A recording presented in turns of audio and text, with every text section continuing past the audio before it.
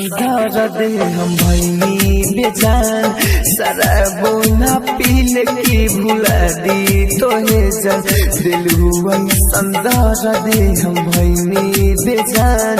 शराबो ना पीले की भुला दी तोहे जान आवेलू तू याद रोज सुतलो के बाद दोसरा संग गइलू हमें कइलू बिजान दिलुआ संदार दे की भैनी बेजान शराबो ना पीले की भुला दी तोहे जान आवेलू तू याद रोज सुतलो के बाद दोसरा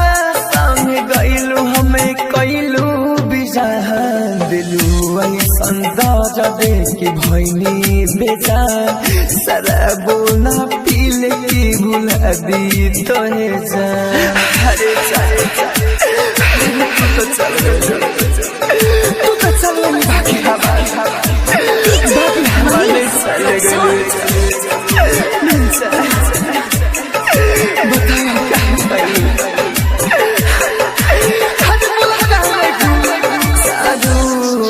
लौका तू ही हर जाई डर जाला देखिया तमा तो हर पर छाई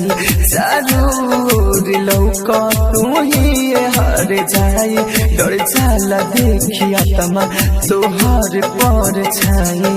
सुनुरा लगा के हो गइलू भुला के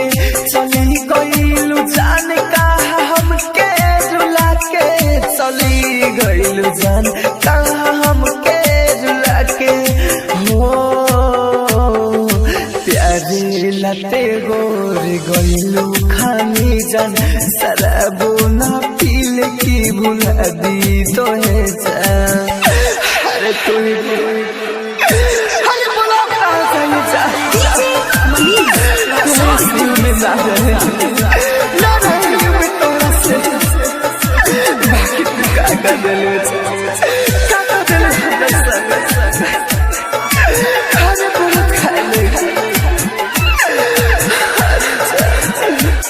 राहुल राजधानी कुछ सूझे ना